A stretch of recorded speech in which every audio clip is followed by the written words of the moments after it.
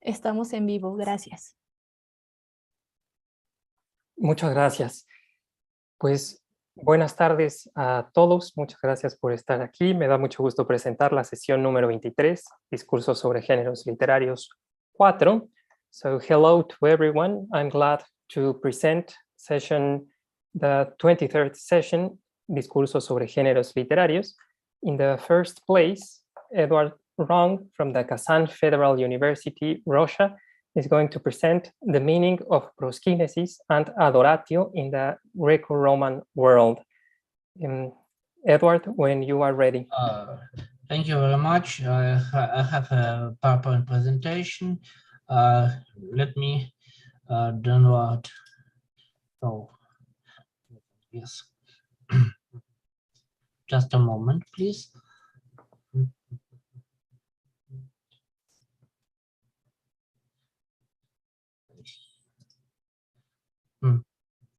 So, just oh. Could you help me to use my PowerPoint presentation? Oh. Yes, I think you only have to click share screen. Okay. Oh, okay. And if you have the PowerPoint presentation open, then you only click that window and then share. It's in English. Oh.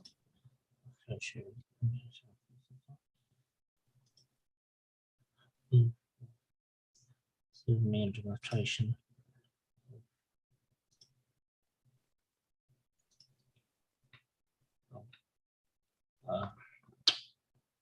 Okay, so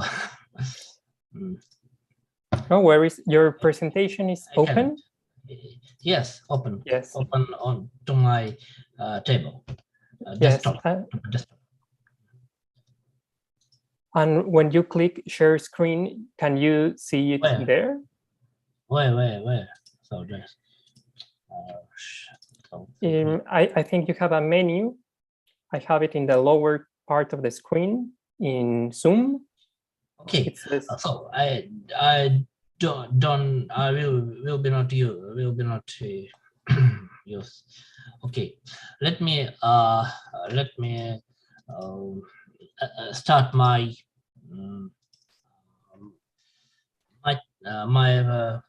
paper. So the topic of my paper is meaning of postkinesis and adoratio in Greco-Roman world. Okay, I need to focus in this paper only postkinesis, the meaning of postkinesis in Greek world, and I have temporal definitions. So the term postkinesis was derived from the Greek verb poskinein and is literally translated is to kiss towards. It originally referred to a ritual kiss, but then was used for other gestures of adoration. There is one tradition of using this term from ancient Greece down to the period of the Byzantine Empire. In the ceremonial aspect, its meaning their obeisance to the ruler by the subject people. This term was also used by ancient authors to describe not only obeisance to the rulers, but also worship of the gods. They considered that in public life, postkinesis was religiously motivated and demonstrated the sacred status of a ruler. Some modern historians accept that postkinesis meant mainly a hand-kissing gesture, sending a kiss by hand or kissing his own hand. Others that is referred to bowing down, kneeling, or prostration. There is also an opinion that any gestures of obeisance or worship may also have been elaborate postkinesis. Indeed, postkinesis could not be confined to only a single specific gesture, as most scholars suppose. It may have included a number of gestures, which expressed a behavior of one person in front of another, but the interpretation depends on a historical and literary context. and many modern English translations of classical authors, the act of paskinesis is interpreted as that of prostration, falling down, obeisance, worship, salutation, reverence, homage, etc. In this paper, I will touch upon the Greek literary tradition upon paskinesis in archaic and classical period, focused especially in two great historians of ancient Greece, Herodotus and Xenophon. My paper does not include the material from the authors of Hellenistic and Roman period because its careful consideration is the task of another work. The earliest Greek reference to the ceremony of paskinesis comes from the historian of Hebrews, the Cretan, who was probably a mercenary in Persian military service in the last half of the 6th century. The poet uses the verb kinein in the Doric form of the third person plural kineonti and piptein in the form of the perfect participle pepteotus, translated literally as to kiss and to fall down, respectively. It seems these verbs were earliest forms of poskinein and postpiptein, used by the later authors to designate paskinesis. Hebrews referring to the porters and the great king surely indicates the Persian context, which was probably well known to the author. The song was cited by Athenaeus in his De Pneusophistae as follows. Translation by Younger. I have great wealth, a sword and spear, and trusty shield beside me here. With these I quaff out from the wine, squeeze out the hard delighting wine. They make me lord of everything. By they who dread of the sword and spear, and every trusty shield to bear, shall fall before me on the knees, and worship me when I please. They call me mighty lord and king. Hebrews 5, in Pantes Ganu Pepteotes, Ebon Cuneonte Disporten, Kai Megan Basileia Phoniontes, refers to a paskinesis with looks whitening before the king. In Aeschylus' Persians, paskinesis occurs once in a religious context, but it's said that the Persians who were retreating from Greece and suffering at the river Strymon did paskinesis to earth and sky. Gaian Ranonte Poskinon. The obeisance to Zeus was seen as prostration only when the chorus claimed, and as a result of the Persian defeat by the Greek, nobody would have been prostrated themselves to the earth. Ut es gan propipton nontes. The term paskinesis is not used in this verse. Herodotus used the word paskineia 9 times, and on 6 of those occasions for the Persians. However, 2 of his references to paskinesis are particularly significant. In Book 1, the historian reports on the customs of the Persians. He described paskinesis as the usual custom of one person bowing in front of another. The author uses the verb paskinein along with piptein to describe this custom in a social context when considering it is a part of the Persian ritual of Greek. Citation. When one man meets another in the road, it's easy to see if the two are equals. For if they are, they kiss each other on the lips without speaking. If the difference in rank is small, the cheek is kissed. If it's great, the humbly bows and does obeisance to the other. Postpipton poskinei. Herodotus distinguished paskinesis from the normal kissing, and that was used among the Persians of equal rank for Britain. Strabo also resembles Herodotus' judgment of paskinesis, though he doesn't refer to it as prostration. According to this author, on meeting Persians of their acquaintance and of equal rank with themselves on the road, they approach and kiss them. But to persons of an inferior station, they offer the cheek and in that manner receive the kiss. But to persons of still lower condition, they do only paskinusia. In Book 7, Herodotus twice used the word paskinein against in conjunction with paspiptein when he was referring to paskinesis in his story about the coming of Spartan delegates Perseus and Bullis to Xerxes' royal court. The historian states that when the Spartan boys came to Susa into the king's presence, and the guards command and would have compelled them to perform Paskynides by bowing down, Paskynein, Basileia, Pospiptontes, they said they would never do that. So Herodotus also followed the common Greek belief that Paskynein was a ritual reserved for the worship of the gods. Some other references of Herodotus to Paskynides in the Persian Empire do not provide us with the details about this ceremony. In Book 3, the historian simply reported that the 6 Persians, when Darius was elected king, leaped from the horses and saluted him with Paskynides, Paskyneon ton Dareion. In Book 7, Herodotus said that the Persian people rejoiced and performed Paskynides before Xerxes, Kichaikotes Paskyneon, after his decision about the expedition to Greece was known. Despite the fact that in Book 1, Paskynides was to be seen as a normal custom of greeting used among all the Persians, other passages of Herodotus strongly suggest this ceremony was only used to salute the kings. Herodotus, Xenophon referred to Paskynides in Persia 13 times. In the Cyropedia, the historians made Cyrus perform Paskynides to view the king, Paskynides dia Basileia. In other passages, Xenophon narrated that prisoners of war performed Paskynides in front of Cyrus. Eunuch Gadatas, the commander of a fortress in Babylonia, according to Xenophon Cyropedia, sided with Cyrus and also greeted him with Paskynides, performing it according to a custom, to nomo Paskyneses, and saying, Hail Cura, Hail Cyrus.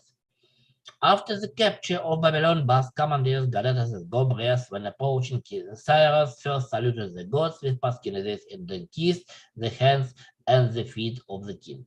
The mention of Paskynides occurs again in Xenophon's description of Cyrus' possession. When the people saw the king, all performed Paskynides before him, Pantes Paskyneson, either because some had been instructed to begin this act of homage, or because they were overcome by the splendor of his presence, or because Cyrus appeared so greatly and so goodly to look upon. Xenophon notes that none of the Persians had ever done Paskynides toward Cyrus before. Prostren te person udeis curu Paskynein. In the Anabasis, Xenophon says that the followers of Cyrus the Great rejoiced and greeted him with Paskynides as if he was already king. Redomenos kai poscunumenos edehos basileus, eupontron amph auton. The noble Persian Orontes, who held the fortress of Sardis against Cyrus when he was arrested and condemned to death, was also saluted in such a manner from his inferior people of inferior status. In this, Xenophon confirms the Herodotus' notion that Paskynides was performed not only before the king, but also before every noble Persian, by those who were inferior in social status. In another passage, Xenophon says that in the time of Xerxes' expedition, the Greeks did not perform Paskynides to human despots, but to the gods alone. Udenagar anthropon despoton alatus treus prosecunator. In this sentence, the historian expresses the same idea as Herodotus does in the story of Perseus in Bullis. Xenophon mentions that the soldiers did Paskynides to a god. So the classical authors saw Paskynides in 3 different contexts: religious, ceremonial, and social, and some detailed description of it saw it as only prostration in bow down. If one considers the literary sources explaining Paskynides as a hand-kissing gesture or gestures of any kind, but not prostration or falling down, a glossa of laity also Gizicius only may be worth citing. Salute with the sun. Sometimes barbarian people put the thumbs under their chins, and by straightening their fingers do Paskynides before the rulers. My conclusion is the ancient authors use verb Paskinean and its cognates to designate some different customs, some different rituals and ceremonies especially in the East, but also some rituals in Greece also, and only in three different contexts: religious, ceremonial, and social. And from my viewpoint, there is some mixture in classical authors in their representations of Paskinesis. So that the classical Greek authors did not follow the original meaning of Paskinesis, how it was before the classical period, and used these terms of Paskinesis in different contexts, and it's very difficult to understand the exact meaning of this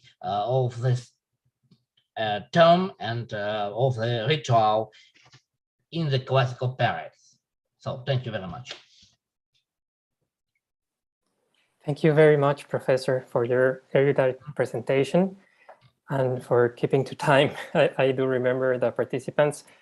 You only have 15 minutes for the presentations. Les recuerdo que solo tienen 15 minutos y agradecemos al profesor por su erudita presentación y por atenerse al tiempo del que disponemos. Muy bien. En segundo lugar, quisiera dar la palabra a la profesora Olga Osipova de la Universidad Estatal Lomonosov de Rusia, quien nos presentará Classification of Historical Writings in the Hellenistic Historiography. I would like to give the microphone to Olga Osipova from the Lomonosov Moscow State University from Russia, who is presenting us Classification of Historical Writings in the Hellenistic Historiography. Thank you very much. It is evident that Greek and Roman historians considered necessary to explain the subject matter and organization of historical material they have chosen. When discussing their own histories, they are likely to evaluate the works of their predecessors and contemporaries, and thereby offer a classification of ancient Greek and wider classical historiography. Sorry for my technical problems. Just a moment, please.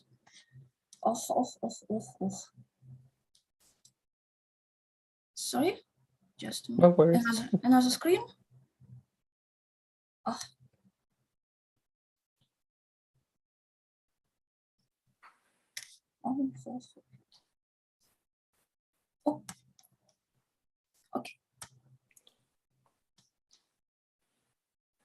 Okay.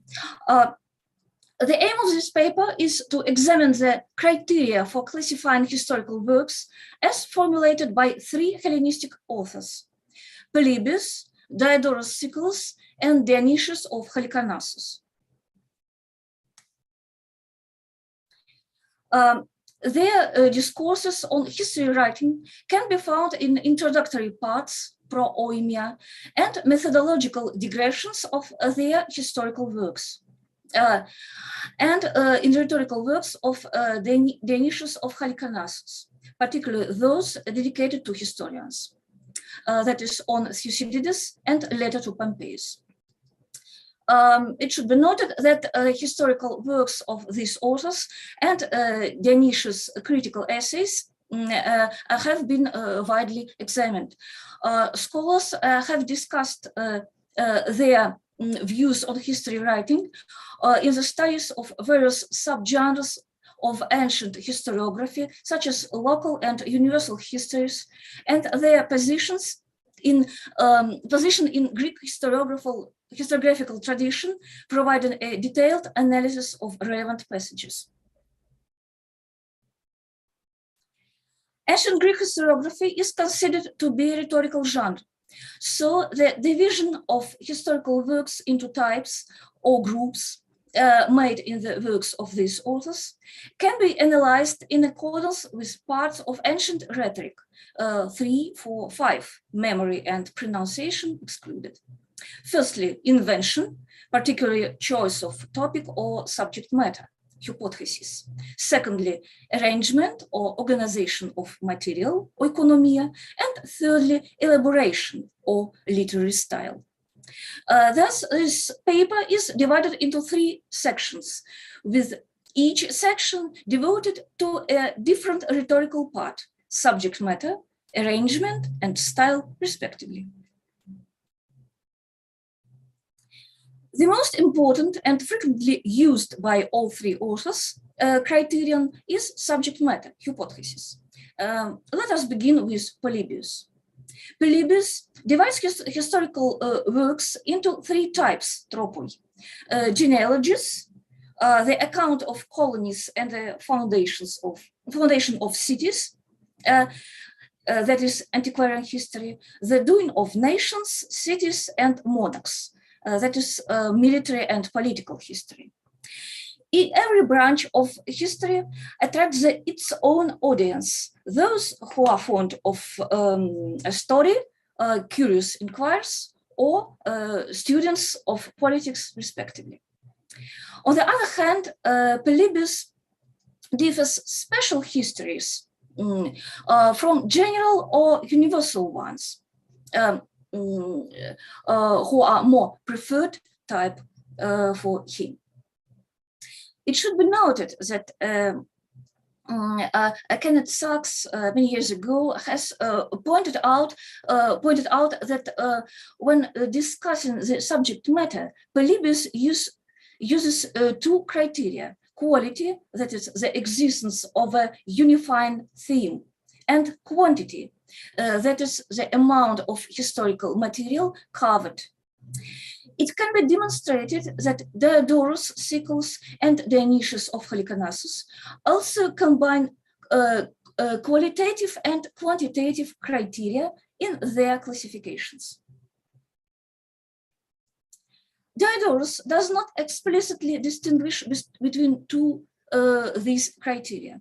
He divides historical works on which his bibliothèque is based into 2 types: accounts of wars waged by a single nation or a single state, and account of the events connected with all peoples, which begins with the earliest times and comes down to historians' own days. That is local and universal histories, respectively. The best history should embrace a vast number and variety of circumstances. So his bibliothèque pretends to be a combination of 3 Polybian branches of history in a single comprehensive work. Dionysius of Halicarnassus, in the letter to Pompeius, uses a quantitative criterion. He compares Herodotus' general history of the affairs of the Greeks and the barbarian world with Thucydides' account of a single war in favor of the former. So a subject matter of much general service and interest, as in Theopompus' works, is better than a single one and concerned with regional history, as in Philistus. In the essay on Thucydides, Dionysius combines 2 criteria. He divides historical works of Thucydides' predecessors and contemporaries into 2 types: early Ionian histories of single nations and cities, Herodotus' account of many different events occurred in Europe and Asia. As for Thucydides, his history is excluded from this classification. His subject matter is neither single, literary, monothematic, nor embracing various topics. In the Roman antiquities, Dionysius of Halicarnassus divides historical works into three types. First, military histories, treatments of the several forms of government, and analytic accounts of events occurred in a single city. His own work is a combination of all three types and therefore can attract any audience. To sum up, when discussing the subject matter, Polybius, Diodorus, and Dionysius are used qualitative and quantitative criteria, but a logical structure of classification is hardly detectable. They have only listed the existing types of historical works: antiquarian, local, military, and political histories, that is, histories limited to one subject matter. They can be called single or special histories, and histories combining a number of various topics. All three authors have declared that the latter, that is, multidimensional histories, should be preferred to the former. It can be assumed that their views on the subject matter are related to rhetorical virtues and vices of a literary work: variety, poikilia, and uniformity, monoides, monocolous, respectively. Turning now to the arrangement, oikonomia, we can compare Diodorus and Dionysius of Halicarnassus discussions on the principles of the organization of the coherent historical narrative. In the essay on Thucydides, Dionysius points out that the accounts may be organized in two ways: geographically, that is, thematically, and by means of a simple chronological framework, that is, chronologically. He also highlights the uniqueness on Thucydides' seasonal organization of material, which is neither geographical nor chronological. In the essay on Thucydides, Dionysius does not prefer any organization, whereas in the letter to Pompeius, he has chosen thematic geographical one, as in Herodotus' work, where thematic division does not break the continuity of the narrative, whereas a parallel account of simultaneous events which took place in different places is not clearer but less consistent. U saphestera dispara colu thotera. Because the narrative is interrupted, as in Thucydides' history. Diodorus has chosen the thematic method of organization of historical material in his bibliothèque. He approves the structure of Ephorus' work, whose every book covers events which fall under a single topic. Historians should include in their books events which are complete in themselves, from beginning to end, to make the history easy to remember and clear. On the other hand, Diodorus connects the obscurity of narrative with the lack of proportionality, symmetria. He cites examples, some passages in Timaeus, and the excessive use of speeches by historians whose names he does not mention. To sum up, Diodorus and Dionysius of Halicarnassus have distinguished between thematic and chronological ways of organizing historical material. Dionysius has classified historical works according to their method of organization, whereas Diodorus has explained his own choice of thematic method. It should be underlined that both authors are discussing arrangement from the point of view of the clarity of narrative, sapheneia, an essential rhetorical virtue. Finally, let us consider stylistic classification of rhetorical works with the focus of Dionysius of Halicarnassus' critical essays.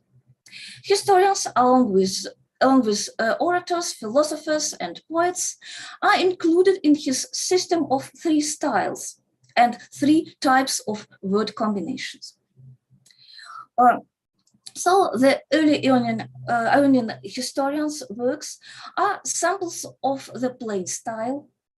The histories written in the middle style have mixed or polished word combination. Herodotus is a sample of the former. Theopompus and Ephorus, as well as Xenophon, are samples of the latter. Thucydides' work, which is characterized by the austere word combination, is a sample of the grand style. Dionysius highlights the uniqueness of Thucydides' style, idion charactera, and contrasts his style with that of his predecessors and imitators. Thus, the criteria for dividing historical works into groups are firstly the virtues of style, and secondly features of a word combination. To sum up, Polybius, Diodorus, and Dionysius of Halicarnassus consider historiography to be a complex literary genre, and their classification criteria depend on the author's idea of an exemplary historical work, which meets by the requirements of rhetoric. Thank you very much for your attention. Thank you very much, Professor Olga, for your very learned presentation about the classification of historical writings.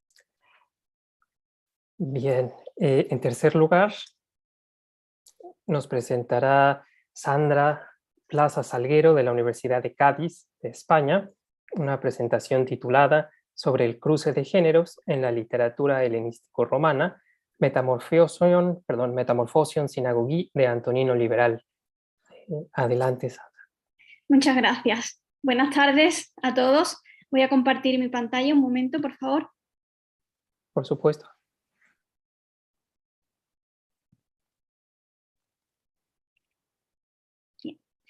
Supongo que podéis ver bien mi pantalla. Sí, perfecto. ¿Sí? Bien. Bueno, en primer lugar quería agradecer, por supuesto, a los organizadores del encuentro por vuestra maravillosa gestión, así que enhorabuena por mi parte. Bien, la colección de Antonino Liberal, Metamorphosion Synagoge, ha resultado ser una joya de la literatura helenístico-romana en lo que se refiere al estudio de la mitografía en general y al estudio de la recepción de la materia metamórfica en particular. Se trata de una compilación en prosa de 41 relatos míticos transmitida en el Códice Palatinus Graecus e Heidelbergensis 398, en la que la metamorfosis de los distintos personajes mítico-legendarios es el nexo principal de la colección. Pero dicha recopilación no solo puede interesar a la mitografía, sino, como ya manifestó el profesor Calderón Dorda, también a la literatura. Interesa entonces a la literatura no solo porque sirve, y cito textualmente, como punto de referencia para el conocimiento de una serie de obras anteriores a Antonino Liberal, como la Ornitogonía de Beo o las Metamorfosis de Nicandro de Colofón, sino que además habríamos de añadir a esta acertada puntualización del profesor Calderón Dorda el hecho de que es el ingente y dispar material mitográfico lo que provoca su difícil pero a la vez reveladora clasificación dentro de los géneros literarios tradicionales. Es aquí precisamente donde encaja nuestro análisis, pues la colección Metamorphosion Synagoge no puede reducirse a los grandes espacios tradicionales, porque en primer lugar el hilo conductor de todos los relatos es la metamorfosis, temática preferente para la versificación literaria, pero también porque además de que se aprecian contenido y marcadores genéricos propios del microgénero de la metamorfosis, participan en las distintas diégesis, otros géneros y microgéneros invitados. Esto conduce irremediablemente al concepto denominado por la crítica moderna cruce de géneros, nivelación, contaminación o mezcla de géneros, que pasa a ser entonces una realidad incuestionable a la hora de abordar el estudio de las obras grecolatinas. Ya el propio Platón y luego Aristóteles reflexionaron sobre las relaciones entre los distintos géneros literarios, pero es a partir de la época helenística, cuando esta práctica se desarrolla plenamente y se extiende luego a la época imperial. Numerosos estudios se han encargado de subrayar que esta forma de creación literaria implica alterar o rebasar los marcadores genéricos tradicionales en el par forma-contenido, lo que lleva a reconsiderar la propia existencia de los géneros literarios tradicionales y cómo los autores de diferentes épocas han hecho uso del concepto de género literario en sus composiciones. Aunque desde una perspectiva moderna el concepto de género literario se puede abordar a partir de numerosos enfoques, lo que sí parece evidente es que los géneros literarios sufren constante cambio dependiendo de la época y de las necesidades del autor, de ahí la aparición de nuevas modalidades literarias y por ende la dificultad de los filólogos para encajar algunas obras dentro de espacios tradicionales. Esto se evidencia en la gran mayoría de relatos que conforman la recopilación de Antonino Liberal, ya que aún sobresaliendo las características formales y de contenido propias del microgénero de las metamorfosis, las historias metamórficas comparten otros rasgos con la etiología, con las fundaciones e incluso con la paradoxografía, entre otros. Sin embargo, esto no es una innovación por parte del compilador, sino que podemos rastrear ejemplos de esta praxis compositiva ya en autores referentes del helenismo. A modo de ejemplo, podemos destacar a Calímaco y el episodio de Apolo y el Cuervo en el himno segundo de la colección calimaquea como exemplum de metamorfosis y etiología, o el caso de Clite en las Argonáuticas de Apolonio de Rodas. También habríamos de destacar el episodio de Deméter y Erisictón en el último de los himnos de la colección de Calímaco como exemplum de metamorfosis y paradoxografía, o bien el caso de la fundación de Cauno como exemplum de metamorfosis y etio fundacional en la ectisis o ectiseis de Apolonio de Rodas.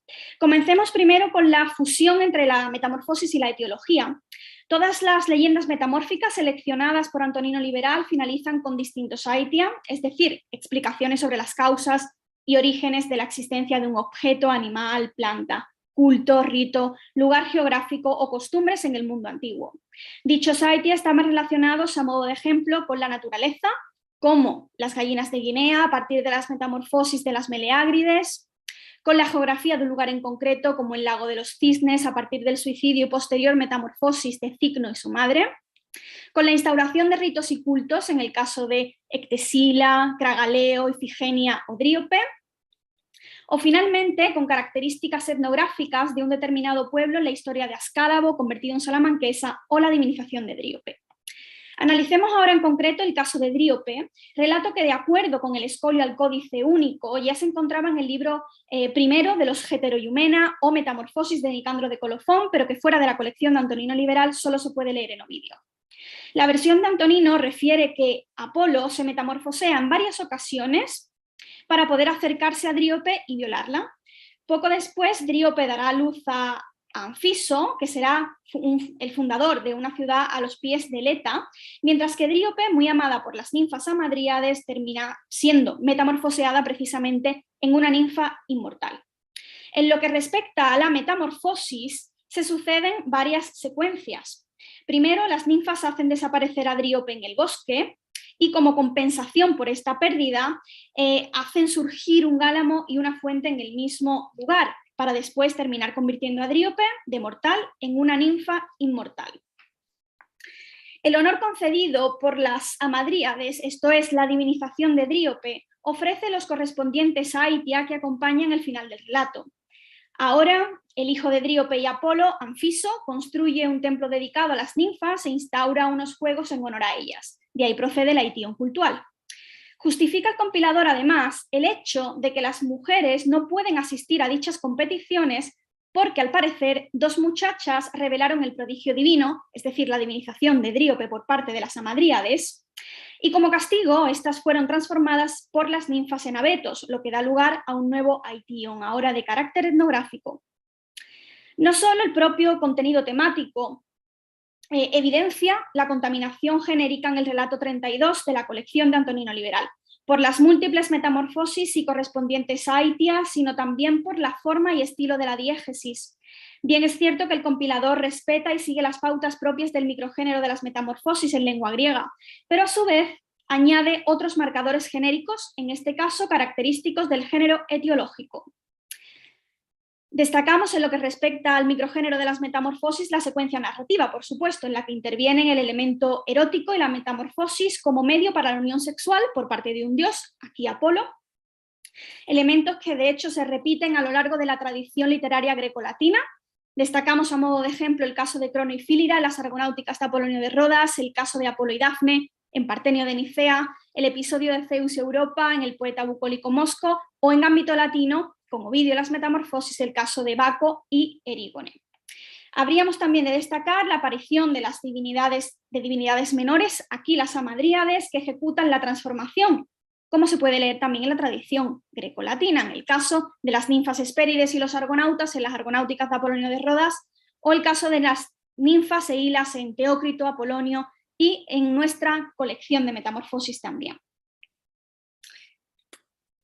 Destacamos asimismo la desaparición de Dríope y su sustitución, como se puede leer en varios relatos metamórficos de la colección de Antonino, el caso de Ctesila, Alcmena o Hilas, a modo de antesala del cambio o de la metamorfosis final de Dríope. Otros relatos de divinizaciones conciernen, por ejemplo, a la ninfa Cirene en las Argonáuticas, a Britomartis en Pausanias o a la propia Ifigenia dentro de la colección de Antonino Liberal. En cuanto a la forma de la diégesis, destaca la brevedad de la descripción del proceso metamórfico, es decir, Antonino no se detiene en cómo se ha llevado a cabo el cambio de forma, sino que ocurre solo en un momento puntual, evidenciado por el uso del aoristo en los pasajes metamórficos. De hecho, las formas verbales y estructuras sintácticas empleadas aquí por Antonino Liberal, gimnomai, metaballo, poieo y faino, siempre en aoristo, son una prueba más de la recepción propia de estos marcadores ahora lingüísticos del microgénero de las metamorfosis.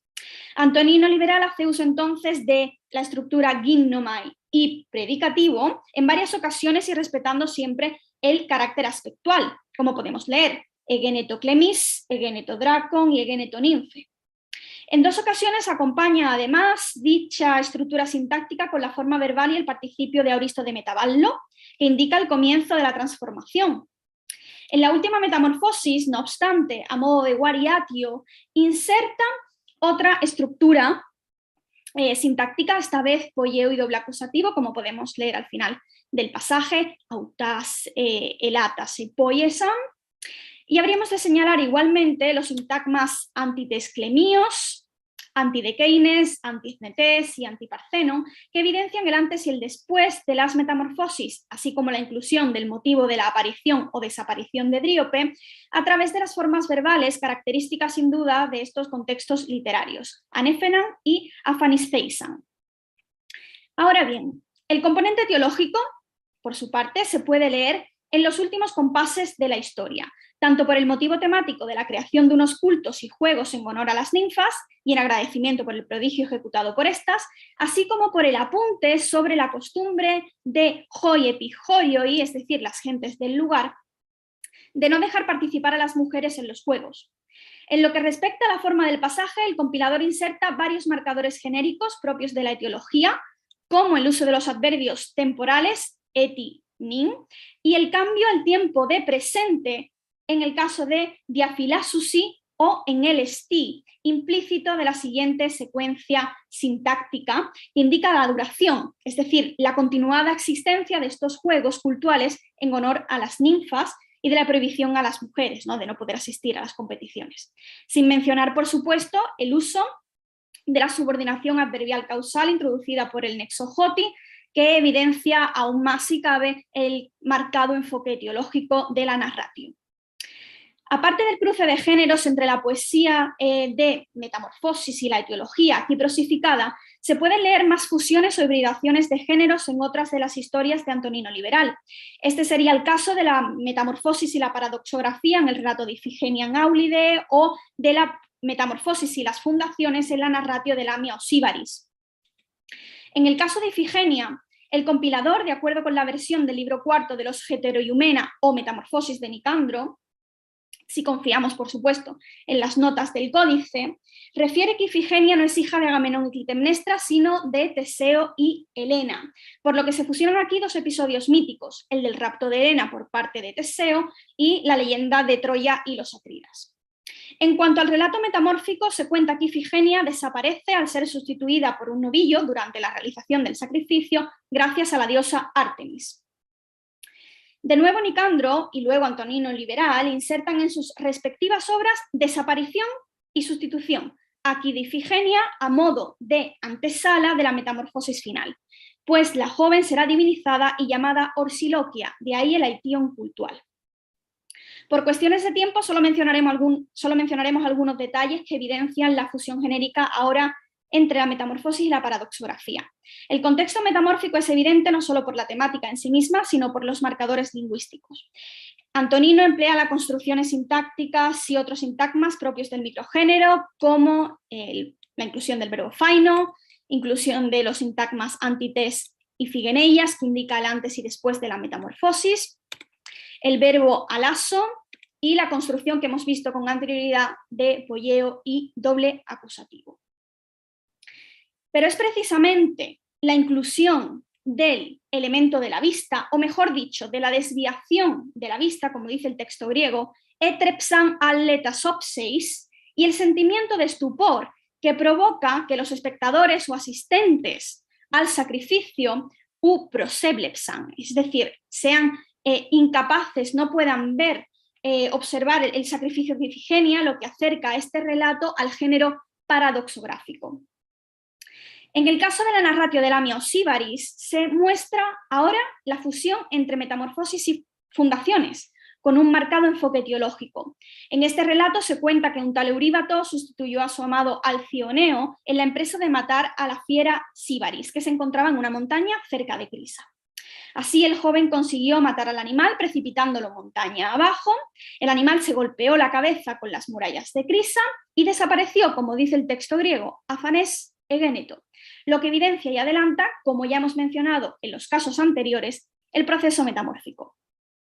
Esta metamorfosis en forma de desaparición provoca asimismo la creación de una fuente, a la que precisamente llamaron Síbaris, en recuerdo de este acontecimiento mítico. Pero además, las gentes del lugar fundan allí mismo una ciudad con el mismo nombre. Almirar y Sardá, uno de los más recientes editores y traductores del texto de Antonino Liberal, sostiene, y cito textualmente, que la historia se constituye con la narración etiológica sobre la coincidencia con el nombre de Síbaris, compartido con una fuente en Crisa y por una ciudad en la Italia meridional. A pesar de este marcado carácter etiológico, se trata de una secuencia propia de la poesía fundacional, de acuerdo con el patrón que se puede leer en las ectíseis o fundaciones de Apolonio de Rodas, esto es, metamorfosis, Aition y fundación, si atendemos, por ejemplo, al relato de la fundación de Cauno, Alejandría o Náucratis. A modo de conclusión, a la combinación de estos pares, metamorfosis y etiología, metamorfosis y fundación o metamorfosis y paradoxografía, podríamos añadir más combinaciones genéricas como la metamorfosis y la astrología en el caso de la historia de Metíoque y Menipe, hijas de Orión, o la metamorfosis y la hechicería en otras dos diégesis de la colección de Antonino Liberal, por la inclusión de la diosa Hécate o la mención de triples invocaciones a dioses o demones comunes en los rituales y fórmulas mágicas. Todo esto pone de manifiesto que a pesar de que el llamado principio de cruce o contaminación de géneros se desarrolla en el periodo helenístico, este sigue rigiendo las pautas de creación literaria en la época imperial, aquí en la Metamorphosion Synagogue de Antonino Liberal. Hemos puesto de relieve que este principio de composición no solo se da haciendo nuestras las palabras del profesor Gallecejudo, en las estructuras primarias y más complejas, las del género literario en sí mismo, sino también en sus estructuras inferiores como los tópicos y motivos, que no son exclusivos del género ni fundamentales para el desarrollo de la obra, pero cuya presencia la enriquece de forma incuestionable.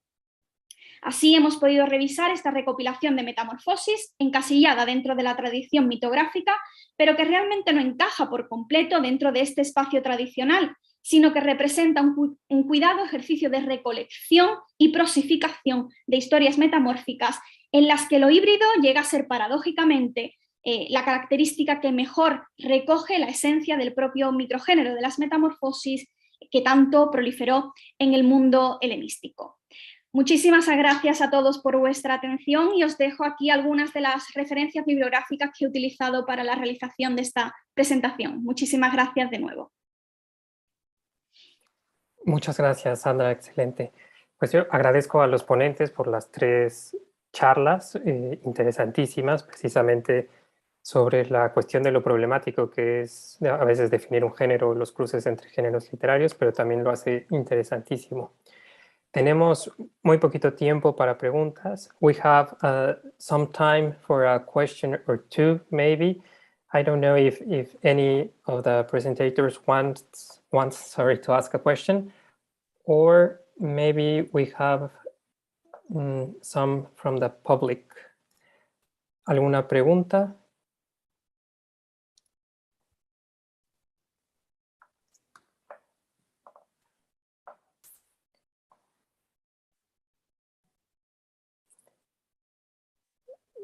Creo que tenemos una pregunta de María Teresa Galás.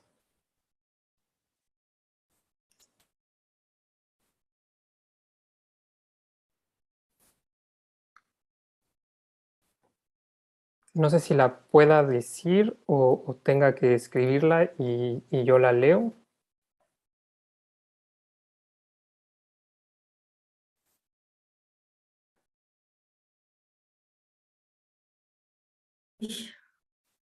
A ver, ya, creo que ya.